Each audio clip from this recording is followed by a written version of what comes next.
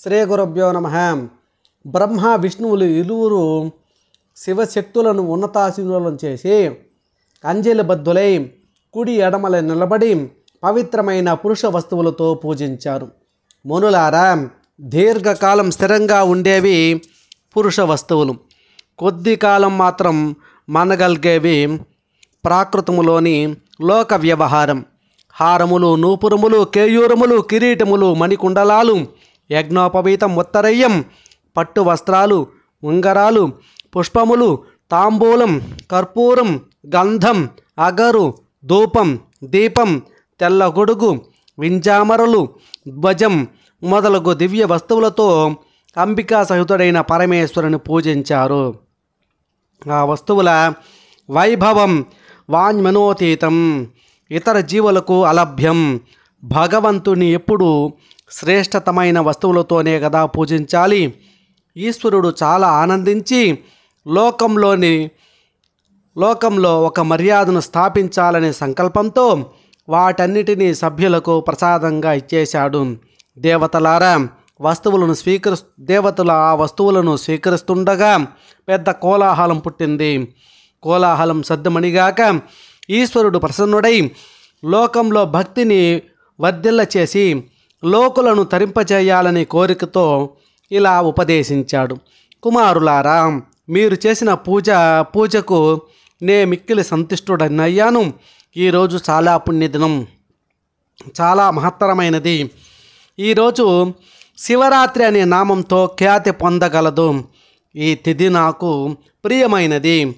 ఈ తిథి నాడు నా లింగాన్ని కానీ మూర్తిని కానీ అర్చించిన మానవుడు సృష్టి స్థితి లయములను చేయగల సమర్థుడవుతాడు. శివరాత్రి నాడు రోజంతా నిరాహారుడై జితేంద్రుడై యథాశాస్త్రంగా యథాశక్తిగా ధమ్మం లేకుండా నన్ను అర్చించాలి. శివరాత్రి నాడు అర్చిస్తే సంవత్సర ఫలం వస్తుంది. పున్నమ రోజున సముద్రం పొంగినట్లు శివరాత్రి నాడు నా దయారసం వెల్లివిరుస్తుంది. కుమారులారా, నేను ఆరుద్ర నక్షత్రయుక్త మార్గశీర్ష పున్నమ నాడు స్తంభాకారంగా ఆవిర్భవించిన కారణంగా ఆనాడు నన్ను అర్చించిన వానికి మహాపుణ్యం లభిస్తుంది. నేను యుద్ధ స్థలంలో లింగాకారంగా ఆవిర్భవించాను కనుక ఇది లింగస్థానము అనే పేరుతో ప్రసిద్ధి చెందుతుంది. ఆద్యంతాలు లేని ఈ మహాలింగం లోకుల దర్శన పూజాధికాలకు అనుకూలంగా ఉండే నిమిత్తమై అణుమాత్రంగా ఉంటుంది. ఈ లింగం మానవులకు అనేక భోగాలను ఇస్తుంది. భుక్తి ముక్తిదాయకం. దీనిని దర్శించి స్పృశించి ధ్యానించిన వారికి పునర్జన్మ ఉండదు. లింగం అగ్ని పర్వతం వలె ఆవిర్భవించిన కారణంగా ఇది అరుణాచలం అనే ప్రసిద్ధిని పొందుతుంది. ఇక్కడ గొప్ప తీర్థ నిర్మాణం జరుగుతుంది. క్షేత్ర రథోత్సవాది మంగళ కార్యాలు జరుగుతాయి. ఈ ప్రాంతమంతా నా భక్త కోటిచే నిండి ఉంటుంది. ఈ క్షేత్రంలో చేసిన దాన, హోమ, జప, తపాది పుణ్యకార్యాలకు కోటి రెట్లు పుణ్యం వస్తుంది. నా క్షేత్రాలన్నింటిలోనూ ఇది మిక్కిలి మహత్తరమైనది, అత్యంత శోభనమైనది, సర్వ కళ్యాణ సంపూర్ణమైనది. ఇక్కడ స్మరణ మాత్రం చే ముక్తి, అర్చనాధికాలను చేసిన వారికి సాలోక్య, సామీప్య, సాయుధ్యాది పంచకర్మల ప్రతిఫలితం సిద్ధం. ఇక్కడ అందరి మనోరథాలు సిద్ధిస్తాయి. భగవానుడైన శంకరుడు బ్రహ్మ మాధవులను ఈ విధంగా అనుగ్రహించి యుద్ధంలో హతులైన వారి ఘన సైన్యాన్ని తన అమృతధారారూపమైన శక్తితో పునర్జీవితులను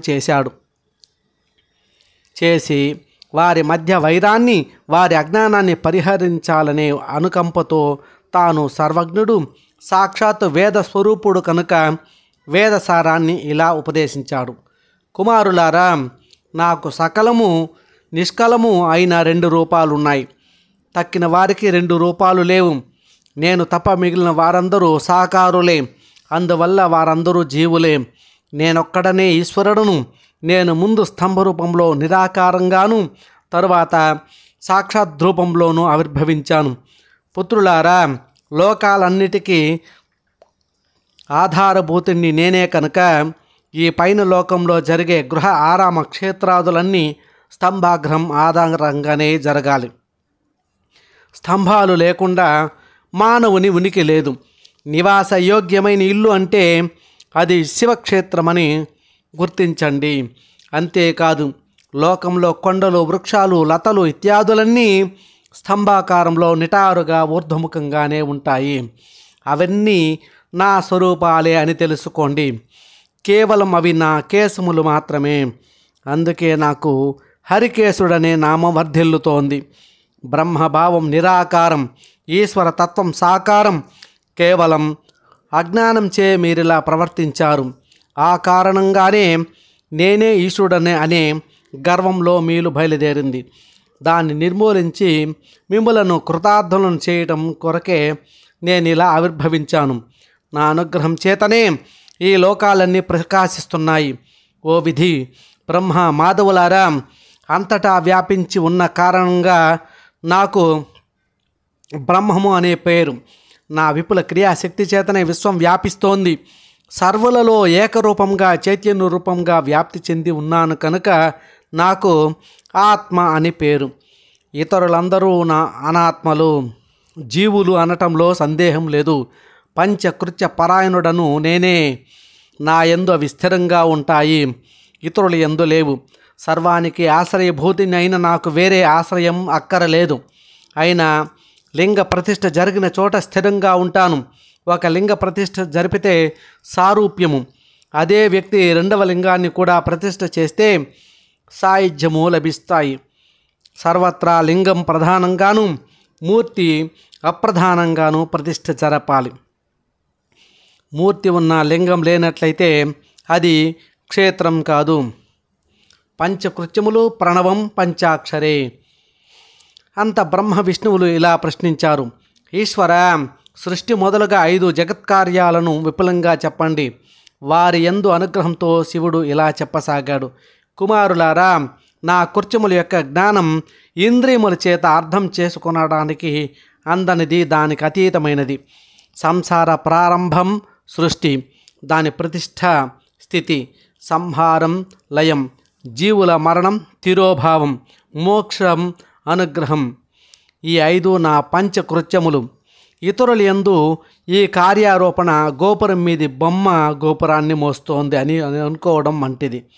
సృష్టి మొదలుగా తిరోభావం వరకు ఈ 4 సంసారాన్ని విస్తరింపజేస్తాయి.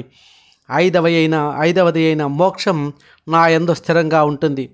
పంచభూతాత్మకమైన ప్రకృతికి ఆధారభూమిగా నిలిచి చైతన్య స్వరూపుడైన నేను ప్రకృతి ద్వారా నా కృత్యములను నెరవేరుస్తూ ఉంటాను. భూమి యందు సృష్టి, ఉదకముల యందు స్థితి, అగ్ని యందు లయము, వాయువు యందు తిరోభావం, ఆకాశమునందు అనుగ్రహం అనే పంచకృత్యాలను నేను ప్రకృతి ద్వారా నెరవేరుస్తూ ఉంటాను. ఈ అనంత విశ్వంలో పంచభూతములు మినహా 6వ భూతం లేదు. దీనిని జ్ఞానులు మాత్రమే గ్రహించగలరు. ప్రకృతి అనే తెర వెనక ఏముందో అజ్ఞానులు గ్రహించలేరు. భూమి సర్వమును సృష్టిస్తుంది. జలం వర్ధిల్ల చేస్తుంది. అగ్ని దహిస్తుంది. వాయువు ప్రాణాలను తీసుకుని పోతుంది. ఆకాశం అనుగ్రహ స్వరూపం. ప్రపంచ భవిష్యత్తు, జీవుల సుఖదుఖాలు ఖగోళం మీద ఆధారపడి ఉందనే విషయాన్ని పండితులు మాత్రమే గ్రహించగలరు. నా ముఖ పంచకం చేత ఈ పంచకృత్యాలను నెరవేరుస్తూ ఉంటాను. 4 దిక్కులలో 4 ముఖాలు, వాటి మధ్యలో 5వ ముఖం ఉంటుంది. కుమారులారా, మీ తపస్సుకు సంప్రీతుడైన నేను సృష్టి స్థితులనే కార్యద్వయాన్ని మీకు అనుగ్రహించాను. అది మీ భాగ్య విశేషం. తర్వాత కార్యద్వయాన్ని రుద్ర మహేషులు మీలాగే నిర్వర్తిస్తున్నారు. అనుగ్రహం అనే 5వ కృత్యం నేను తప్ప ఇతరులు పొందుటకు అనర్హులు. ఈ పూర్వ వృత్తాంతాన్ని మీరు మరిచారు. రుద్ర మహేశ్వరులు విస్మరించలేదు. వారికి రూప, వేష, కార్య, వాహన, ఆసన, ఆయుధాలతో నాతో సమంగా సారూప్యాన్ని ఇచ్చాను. వత్సలారా, నా ధ్యానాన్ని విడిచిపెట్టడం వల్ల మీకు ఈ అజ్ఞానం ప్రాప్తించింది. నా యథార్థ జ్ఞానాన్ని కలిగి ఉంటే మీరు కూడా సారూప్యాన్ని పొంది ఉండేవారు. జ్ఞాన సిద్ధికై, మీ అహంకార నిర్మూలనకై ఓంకార మంత్రాన్ని జపించండి. ఇది సర్వమంగళప్రదం. గతంలో ఉపదేశించాను. ఈ ఓంకార ప్రథమగా నా ముఖం నుండి పుట్టింది. దాని లక్ష్యార్థం నేనే, అది నన్నే బోధిస్తుంది. ఈ ఓంకార వాచకం నేనే వాచ్యుణ్ణి, అది నా స్వరూపం. దాని నిత్య స్మరణ నా స్మరణయే అవుతుంది. ఈ మంత్రం ఉద్భవించిన విధానాన్ని చెబుతున్నాను వినండి. ముందుగా ఉత్తర ముఖం నుండి ఆకారం, పశ్చిమ ముఖం నుండి ఉకారం, దక్షిణ ముఖం నుండి మకారం, తూర్పు ముఖం నుండి బిందువు, మధ్య ముఖం నుండి నాదం పుట్టి ఈ మంత్రం 5 విధాలుగా విస్తరించి తిరిగి ఏకీభూతమై ఓం అనే ఏకాక్షర మంత్రమై నిలిచింది. నామరూపాత్మకమైన ఈ జగత్తును గూర్చి సత్యాన్ని కుల అకుల మంత్రాలుగా వేదం చెప్పింది. అవి వేరువేరుగా ఉన్నాయి, కానీ ఈ ఓంకారం మాత్రం శివ శక్తి బోధకం.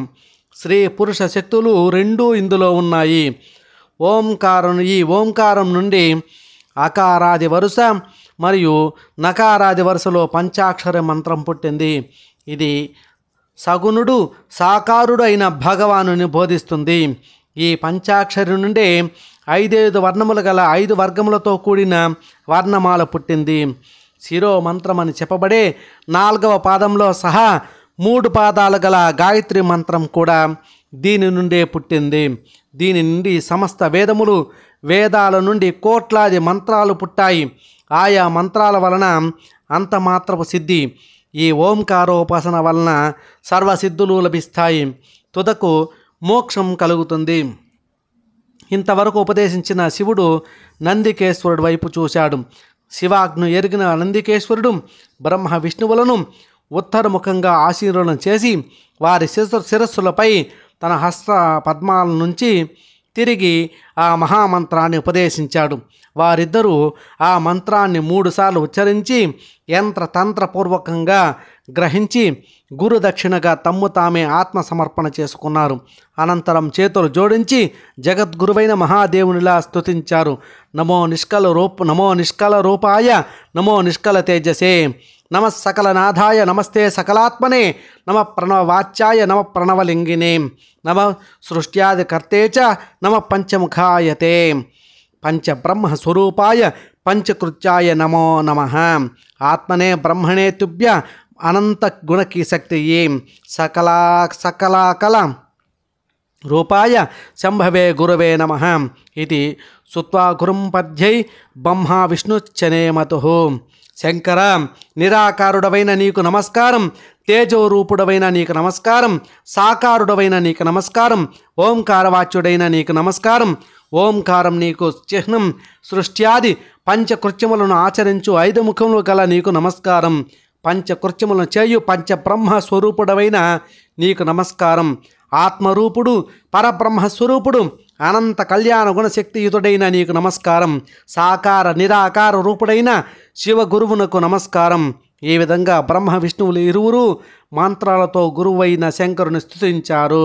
అంత అంబికా సహితుడైన శంకరుడు ఆనందించి, ఓ కుమారులారా, నా యథార్థ తత్వాన్ని మీకు బోధించి నా నిజ స్వరూపాన్ని మీకు తెలియచెప్పాను. దేవి కృప వలన లభించిన నా ఆత్మస్వరూపమైన ప్రణవ మంత్రాన్ని జపించండి. దీని వలన సుస్థిరమైన జ్ఞానం, శాశ్వతమైన భోగ భాగ్యాలు లభిస్తాయి. ఆరుద్ర నక్షత్రయుక్త చతుర్దశి నాడు జపిస్తే అక్షయ ఫలం లభిస్తుంది.